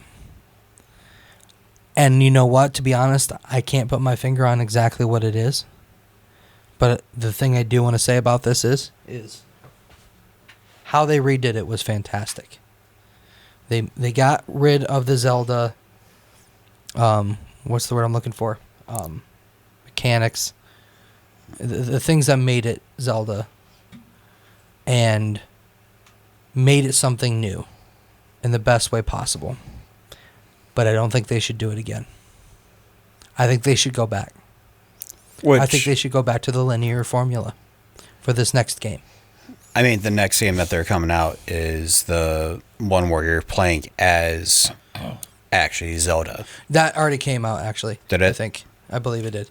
No. And I've lost track. I could be wrong with that. That's unimportant. Either way, I'm not interested in that game. That, in my mind, that's a side. That's a side game. That's an offshoot. That's a spinoff. Not because it's Zelda, but because it's not a mainline 3D Zelda game. So I guess I should define that. It's a 2D game for the most part, or it's a top-down. Yeah. Isomorphic or whatever they call that. Like A Link to the Past, right. That style. That's not my kind of Zelda game. I'll play it, but it's not my favorite. It's the full 3D, bigger games. That's the ones I like, and I consider those the mainline games. So that, in my mind, it doesn't count. It's those big 3D games, and if they do it again, I feel like they should go back. I wish they would have done what they did with playing a Zelda as a full 3D game. I would love to play a game based around playing a Zelda. I think that is a fantastic spin and change of so many things. You get a completely different set because it's based off of the Triforce of Wisdom, not Courage. Yeah. There's so much storytelling there. I think they should make a Ganondorf game. Flip the script. Do it Star Wars. You're on the dark side. I like it. They would never do it. It's a brilliant idea. There's a mod idea right there. But that's cool. Maybe it's not a mainline game. Maybe it's a spinoff. Maybe it's something like Hyrule Warriors. Yeah. But wouldn't that be cool? That would be interesting to play. I want, and this is just me, I know I'm not saying this is a big deal for other people. I want a more modern day take on Legend of Zelda. A one-time thing, not reinventing it, and this is how it is now. A one-time futuristic / modern day. You want it to be like actually feeling, futuristic.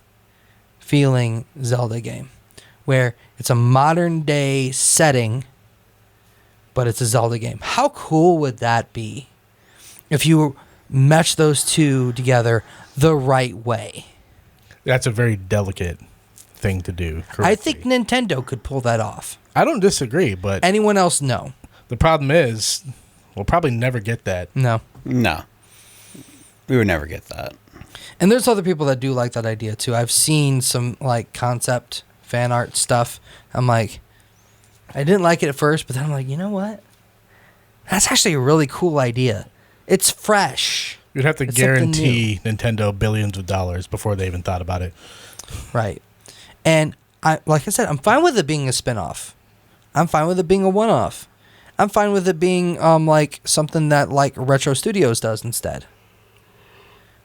But I want it to be a full game, not just, a 3D game. Right. I'm thinking like, some people might think I'm thinking like Zelda Cyberpunk. No, that's not what I'm saying. I'm saying like, it gives you that kind of like what they did with Jumanji. It's the same story. Okay. It's the same thing. Right. It's just handled differently to fit almost awkwardly but intentionally into the modern day. I get what you mean. Yeah. Okay. But then again, that also goes back to what we talked about earlier. Nintendo's going to play it safe. Mm-hmm. Yep. So they're never going to do something like that. Well, Nintendo, out of all of them, have been historically the most innovative people out there. Oh, for sure. But they always innovate based on what they feel like. Look at the Wii U. No one wanted the Wii U. Who did that? Like, who wanted that? Who asked for that? I bought one. I didn't ask for it, though. Right. You bought it because it was the latest one. It was cool, and it was in Right. HD. Yeah. And it was a cool console for the 1 year that I owned it. I think a lot of times Nintendo makes consoles the way they do in the most awkward way possible, so it makes pirating their stuff that much harder. Because you can't just pick up an Xbox controller and play a Wii U game easily. Or a Wii game. That's true. It makes no sense to play a Wii game with an Xbox controller. And then, I mean, look at the GameCube discs. Mm-hmm. Those tiny things were, Right. yeah. But that's all I really wanted to say about that. We'll keep it moving. I feel like we should start wrapping up here soon. Yeah, probably. Nostalgia. You want to wrap it up on that? Yeah, let's just do that. I'll skip the death of Xbox thing. We kind of touched on it anyway. Our channel is called God and Gaming for a reason. And I can't wait to talk about sometime in the future one of the things that I want to talk about, but I'm not ready for it yet. It ties gaming into faith in such a cool way that helps people who are gamers better understand faith and how it can make sense if you come at it with the right mindset of like a video game. But I won't go there. Not today. That's definitely an interesting topic. I want to like so it. bad. I like it. I want to so bad. That's one that we'll have to put a little more work into, like Yes. on the right. on the research and the preparing. I've talked to people about it before, and they're like, "Oh yeah, that does make sense." But anyways, okay. So this is just talked about like dealing with nostalgic feelings and their purpose. What is its God-given purpose, if there is one at all?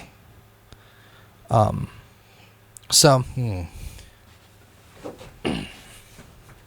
I want to talk about that in general, but I also want to talk about this thing that happened. I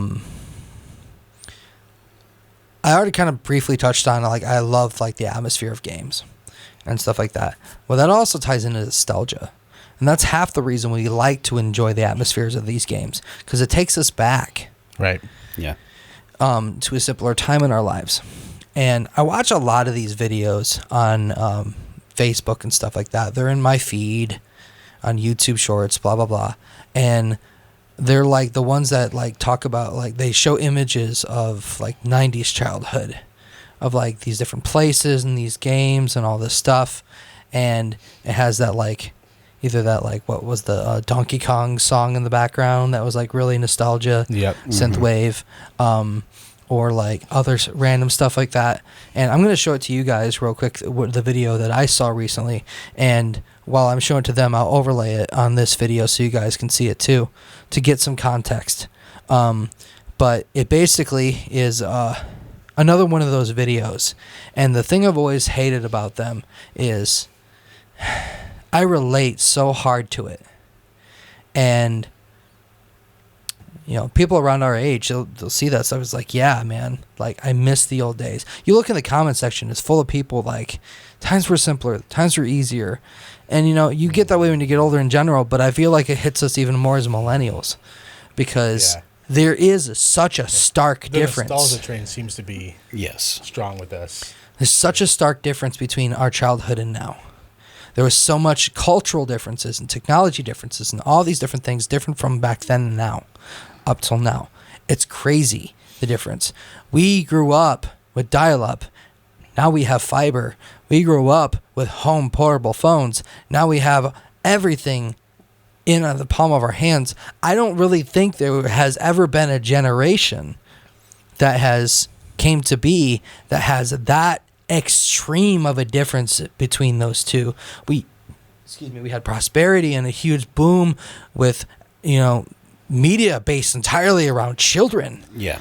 And now we grow up and now we're in the middle of recessions and like money and pandemics and money issues and the housing market crashing. It's such a stark difference. Yeah. And it's not just temporary, it's been ongoing and it just keeps getting worse.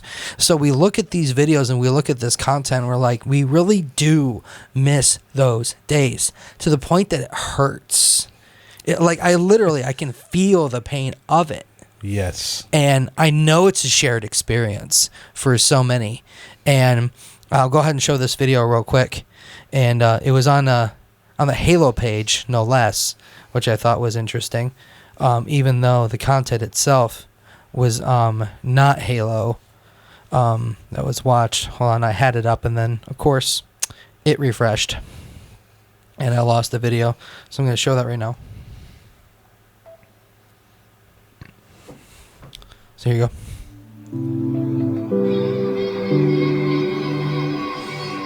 What are these? Yes.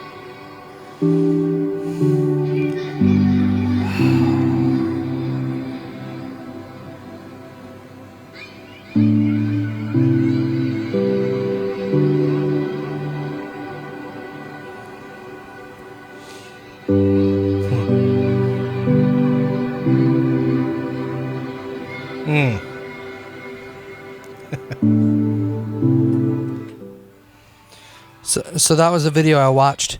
And like I said, I've seen a lot of these. Yeah. And I think about these things a lot, more often than I would like, to be honest. And I even thought about making my own content in relation to this. But the other day, you know, I was in the bathroom, as one does, scrolling through Facebook, watching videos, saw this on the Halo one, and I watched it, and then my attitude about it was like a little bit bitter. I was going to say bitter is the word here. Almost a bitterness to it. Yeah. The fact that it says there is no going back, it doesn't help. Yes, exactly. The title of it saying there's no going back. There was that feeling of nostalgic pain, but also now bitterness with it. And I'm like, man, like, why is this so intense? And then something hit me like that. And I know God downloaded this into me, but it's one of those, you know, a lot of times you don't know it for sure if it's right in the moment, if it's God, or if it's just something your flesh is coming up with. But I decided to comment on this video with what was being told to me. And I put, it's a beautiful time we all had individually and also shared. But that time has passed for you now. What can you do? Pass it on. Make the same home. Show the same love, if not more. Create the same memories, but even better for your kids. If not your kid, for some other kid in your life. Your parents/guardians created something special for you. So special you can't stop remembering it with fondness. Now go. Do the same for someone else. Share that joy and childlike wonder with your kids. And maybe, just maybe, you'll be able to feel like that one more time as you experience it together with your own kids. You were given something great, something precious, something unforgettable. Don't keep it in. It only becomes pain and loneliness that way. Pain and loneliness. Yeah. Share it so it can bloom and become joy and love again. God bless. Amen. So that just reminds me of, so as you guys know, I went to the retro gaming event in Cleveland. Mm-hmm. I mean, I'm wearing the shirt. Like literally, this is fresh. This is fresh. Yeah. One of the first things that they had there, as soon as you walk in, to the right, there's an old school TV. Like the living room setup? Like the whole living room setup. And they have That is awesome. the original Super, no, I think it was the NES there. And as you guys know, I took my daughter, and that was the first thing that we did. Like, I had her sit there in the old school setup. She was playing Mario. One of the pictures you took. Yeah, That's one of the pictures I took. And do you mind if it's shared on the podcast? The picture? We'll see. Okay. If he's okay with it, we'll show it now. But if not, then And then they had, if you go around the corner, they have all of the old school pinball machines. They even had TVs set up with old school consoles. Her and I sat down, and we were playing Mario Brothers together. World 1 Goomba killed her instantly. That's Classic. amazing. And then it may or may not have killed me as well, because the controller started sticking. Oh, that's part of it right there, man. But that's part of the nostalgia. right. And that was a shared experience. You guys But had. that's the shared experience. She was literally bouncing. She was so excited to get in there. That's awesome. That's good stuff. And And it's so much more greater when they actually want to. Like, you don't have to force them to, like, this is what I enjoyed. You enjoy it too. Experience it. They want to as well. And like, we're planning on going again next year. And this time we even talked about doing full on cosplay and all of that together. Even with my wife. Like, it was amazing seeing them together. Yeah, that's awesome. For you guys that don't know, my daughter is from a different marriage. Well, not marriage, but different relationship. And it's been a long road, I would say that. But the fact that they're enjoying it together. Right. And we just had so much fun. But it's, again, making those memories. Yep. Yeah, that's what it's about. And that's what I love, is that, you can share that with others. And it doesn't have to be your own kid. It could be your niece. It could be your nephew. It could be your, as long as it's kosher, the neighbor kid. Whatever kids you have in your life and you can experience that with, it may help you experience it too. Again, vicariously. Yeah. But like, as the togetherness, as that shared experience, it's watching, heartwarming. Literally experiencing their childlike wonder and fun is going to be more than just vicarious. You know? Exactly. There's definitely more to it than that. Right. You get the dopamine. Get the dopamine. There it is. The Get that dopamino. Cappuccino dopamino. You ever opened a coffee shop? It's not going to be that. Dopamino. It's not going to have to open it. It's not Or Minos. Yeah. But anyways, so I got 94 reacts on that, which is not a lot, but for this gaming channel actually, or Facebook page, it was a lot. It's like the second highest, but that's not important.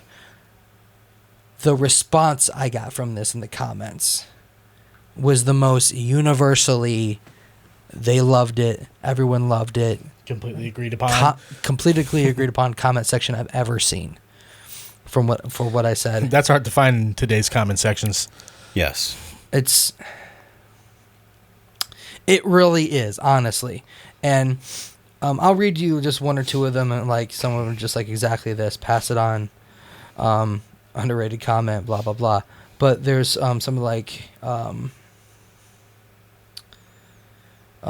wow, that statement was perfect. You are so right. It's easy to get lost in the sadness thinking about how great our childhood was.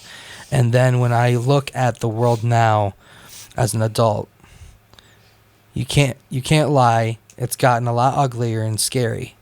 But it's up to us to give our children an even better childhood than us. Yeah. And like you said, I hope one day I can feel that way again with my own children. Thank you for the nice words. This is on a Halo page. Yeah. Like, kind of toxic community stuff most of the time. So that's awesome. The thing that hit me in the heart, and I thank God for it, I knew there was a reason I posted it. And I thought maybe, well, it could help those. Because it helped me when I was writing it. And I said in the response to one of the people, I said, definitely been dealing with myself too. While, I don't know how to put that word. While watching this, God gave me this to write. Glad it helped you as it helped me. Definitely shed a tear while writing it. So it wasn't just for me. Yeah. Clearly there was a reason as I wrote it out. This comment, though, is from a Caleb. He responded, I needed that. Shot you a PM your way when you get a minute. Now, I didn't see that until way later. It was like midnight-ish probably when I was about to head to bed. And I didn't even see that. I saw his message first. And even that alone, I had a feeling that someone was going to Facebook message me about it. Those are those things where you're like, okay, it's God. Oh, yeah. Mm-hmm. Oh, yeah. So I was kind of looking out for it subconsciously because I've had that feeling that someone was going to. Yeah, when your intuition is beyond your capabilities, that's when you know it's something more. Right. So he messaged me, and I accepted it. So he messaged and said, so I saw your comment on the video about the early 2000s, and while that hit a chord for me, when I checked your page, I saw your latest post. So I'm going to tangent just for a second. I made a completely different post on my own page right after that. I was like, another one? Like, I feel like I just made a post, and it felt cliche when I made it. Sorry. Give me a second. I'm going to read that off real quick, too. And a lot of tangents here, but I promise it all comes together. Not the politician ones. There's so many memes on my wall. Gotta find it. Dear Lord. I'm on Facebook a lot. There it is. I made this public. I wasn't even going to make it public, but something, again, in me told me, make this public. Because I don't want to be vain. I'm going to be honest. I hyperanalyze this stuff. So a lot of stuff, most of what I post, I don't make public, but this I felt like I needed to. Hey, I see you struggling. I see you you're having a bad time lately. Yeah. But you stayed sober. I'm proud of you.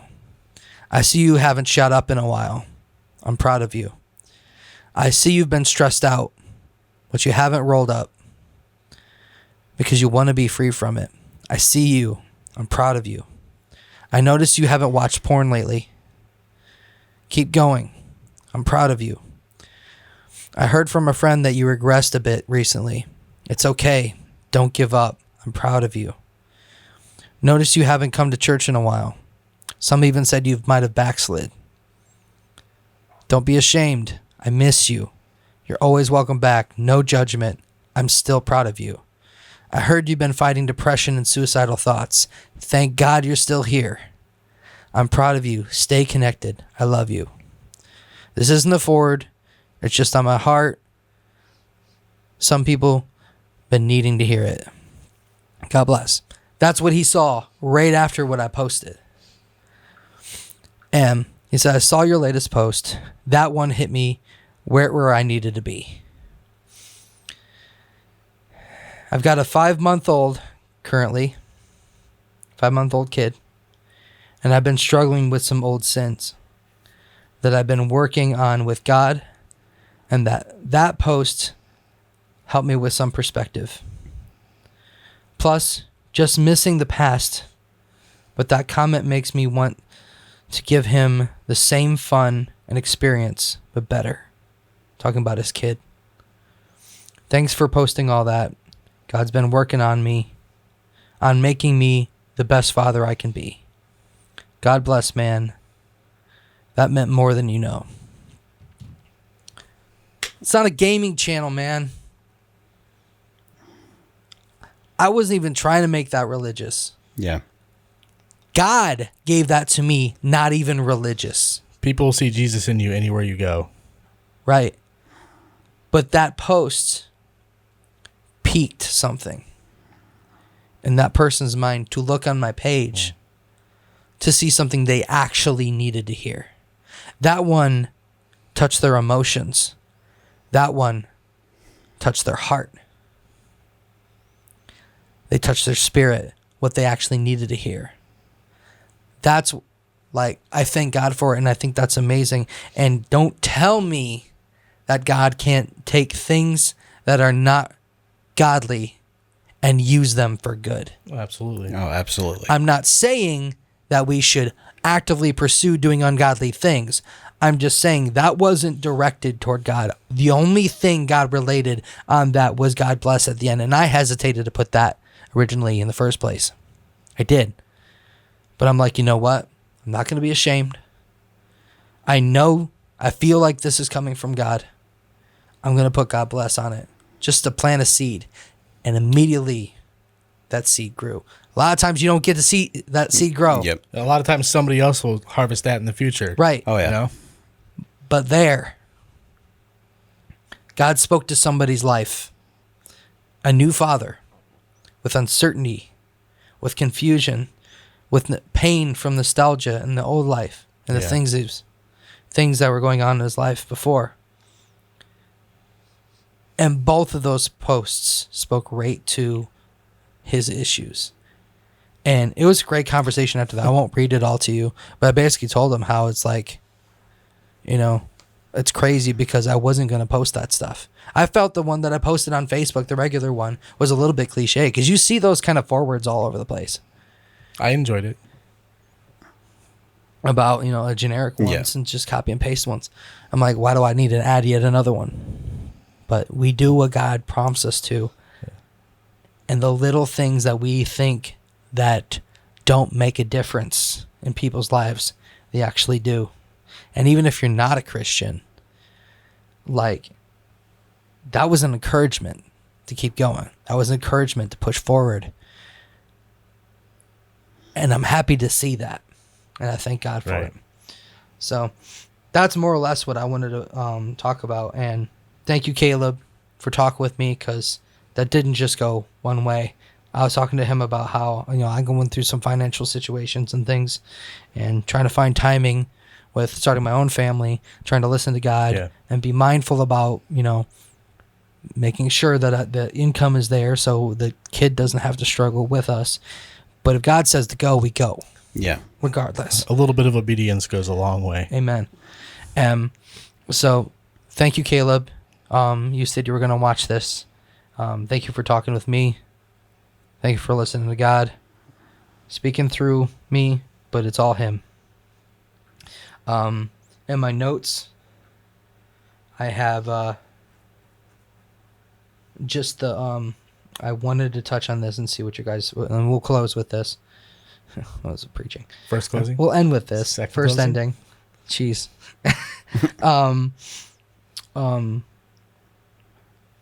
what is your thoughts on nostalgic feelings and their purpose? Are they God-given? Is there a purpose to them? Is there a purpose at all? Do they have a good purpose? Or are they just something like envy? You know? So, for me, actually really thinking about it, I think they are God-given. All our emotions are God-given. But, Well, it's... you know what I'm saying. You know Yeah. what I'm saying. It's one of those... He's trying to remind you of good times. He's using it to give you kind of a pep. Like... Mm-hmm. Hey, there's still good in the world. Yes. An emotional pick-me-up. Emotional pick-me-up. Yeah. Like, it's one Remember, of those... they're still good. Remember, they're still fun. And even some bad memories can be nostalgic as well. Like, but that's also being used to show you what you've overcome. The enemy meant for evil, he'll use for good. Yes. Like, I would love to share my testimony one of these podcasts. And That's a whole podcast right there. that's a whole podcast right there. Amen. You got that.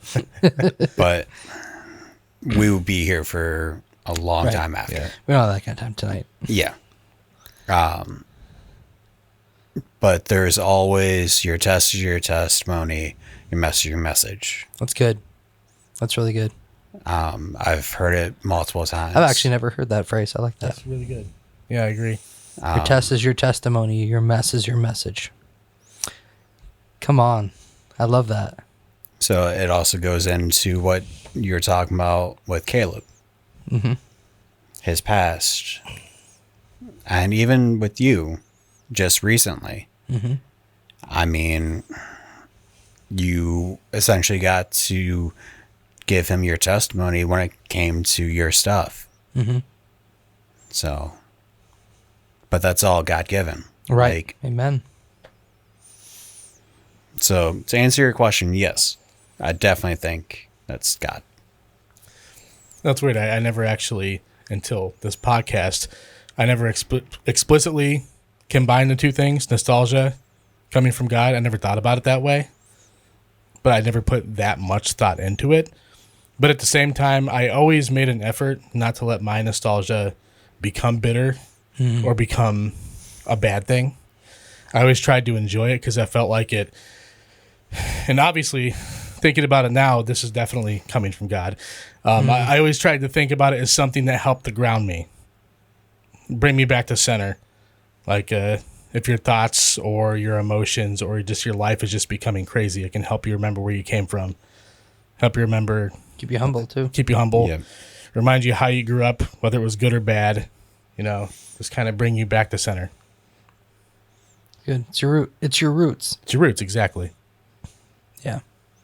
And like you talked to me about in the past how a lot of your gaming memories are from like for example the one with the song from Need for Speed that you were really surprised that your mom liked. It was it Riders of the Storm? Riders on the Snoop Dogg Storm. from Need for Speed. The Snoop Dogg version of it, that's in Need for Speed Underground 2. But obviously that was a Doors song back in the 70s, and the Doors was one of my mom's favorite bands. But my mom is actually involved in a lot of my nostalgia from video games because her and I used to play Mario Kart 64 together. We used to play Mario Party together, all of them. Right. But that could easily be a bitter memory. Oh, for sure, 100%. Because just for the record here, my mom passed away about 12 years ago. but you choose to make it a memory of joy. Oh, absolutely. You choose to make it a memory of happiness, and you look back fondly on that instead of letting your emotions control you in a way that it becomes a bitterness. Now, there's definitely still times like if every now and then we'll go back and play the games that we used to love. And when I play Mario Party 1, I will say it's a little bit difficult for me sometimes. Yeah. But Yeah. for the most part, it's a joyous experience. That's how I am with Diddy Kong Racing, Yeah. Yeah. because that was my dad's favorite game, and he's been gone 20 plus years now. Right. Yep. And I don't have a lost parent in relation to that, but I still have the memories of my father, and we would playing like Star Fox. It's pretty much the only video game that we ever actually bonded over, Star Fox 64. That and Gradius from Great game. NES. That's a classic right there. But he stopped playing any games pretty much when he was I think it was little after like having my sister, my middle sister. He found himself playing a game until like 4 or 5 in the morning, and he had to get up at 6 a.m. Hey, all gamers know that one. Yeah. Yes. But he almost lost his job over that. Yeah. And it was a constant repetitive thing. So for him, he identified it as an addiction and dubbed at that point, I'm never going to touch a video game again. But the thing that came from that I love is I was a little bit, I wouldn't say bitter, but it did bother me that my dad didn't play more video games with me as a kid. It's not to say he neglected me. No way, shape, or form. My father's a fantastic man, and I'm thankful. Not many have that. But what gets me is he identified an issue. He actively seeked out a resolution to it. Yeah. Yeah. He stuck to it. That shows integrity. That shows a love for his family. That I'm going to completely let go of this thing that I enjoy because I see that it's damaging to my family. And now I get to enjoy video games well into my adult life because I saw that could happen to me. And instead of having to get rid of video gaming entirely, I understand moderation. I focus my attention on moderation. Maybe not when I was little, but as I got older, I understood, okay, I can't be doing this all the time. Yeah. Because it could damage my family, it could damage my career, it could damage my relationship with God. It could do so much damage. And because of that wisdom of his choice, I'm able to enjoy something that I enjoy through his sacrifice, even though it wasn't directly related in all ways. That's a sacrifice a father takes for his kids. And that's amazing to me. And I'm thankful for it. Mm-hmm. Yeah, I have, it's not as extreme as that or anything. So back when I was first dating my wife, we were probably maybe 1 year into dating. She'd seen me play games, but nothing too crazy.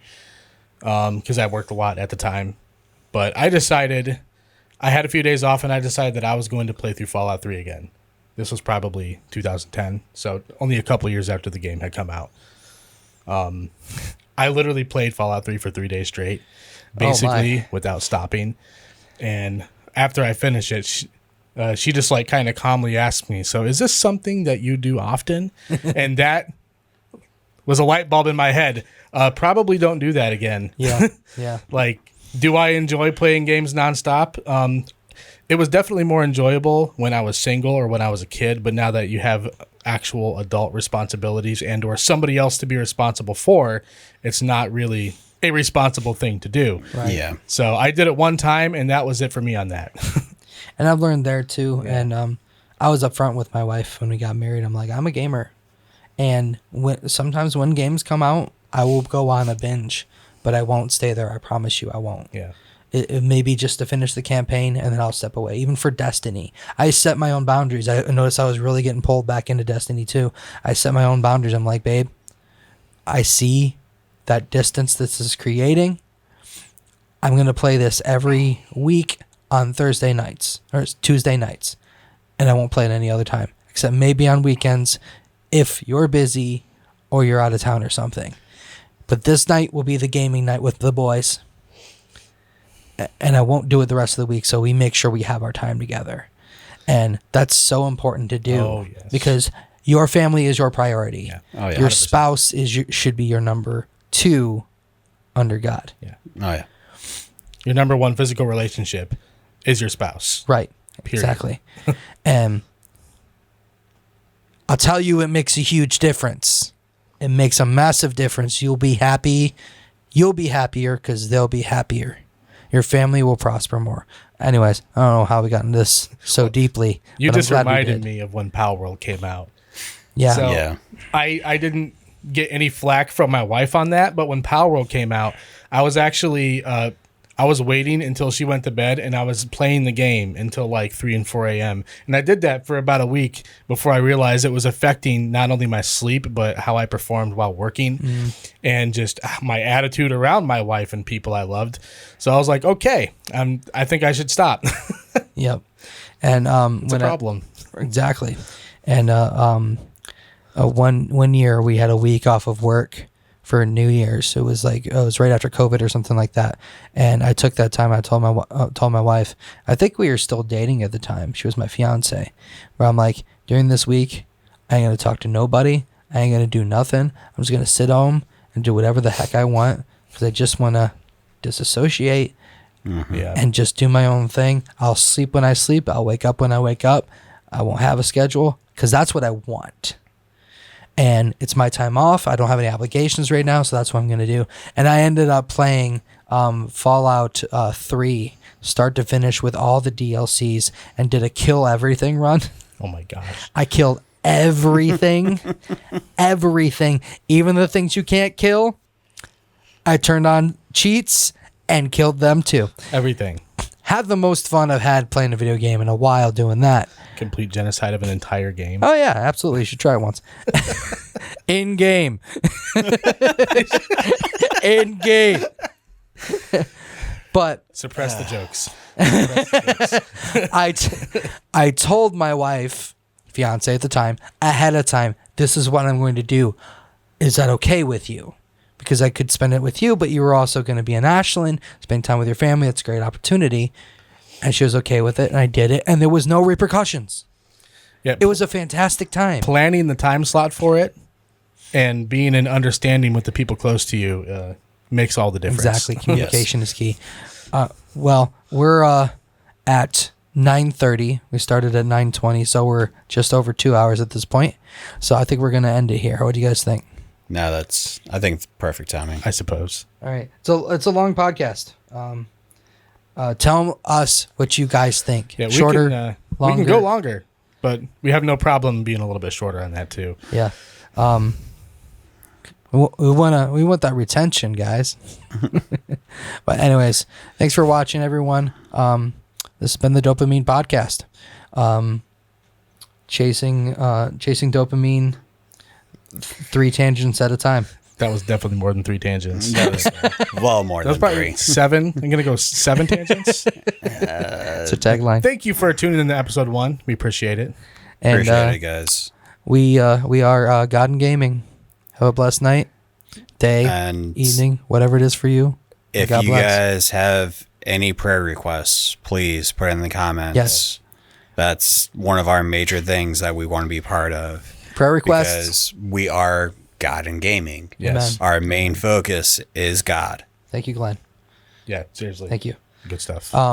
Additionally, also, if you have a topic that you guys want us to talk about, God or gaming or anything otherwise, yeah. we We're call down it to God talk and Gaming. about anything. Any. I mean, You might find us just talking about our everyday life and what's going on, and some funny experiences or anything. pop culture, anything entertainment. We'll talk about movies. We'll talk about games, series, interests. You know, Sam and I are Hobbies. both big into anime. I love Magic the Gathering. yeah. Jeff is a computer Jeff. nerd. He's Jeff. Yeah, I'm the nerd, the nerdiest nerd. Shoot, I was gonna say one more thing. Shoot, One more thing. I want to throw something at that man. More often than I should. I probably should grab that fan and beat him with it. Inside joke from For the Chivo. Anyways, you guys have a good night. God bless. Take care. And thanks for watching. Thanks for Peace. watching, guys. Later, guys.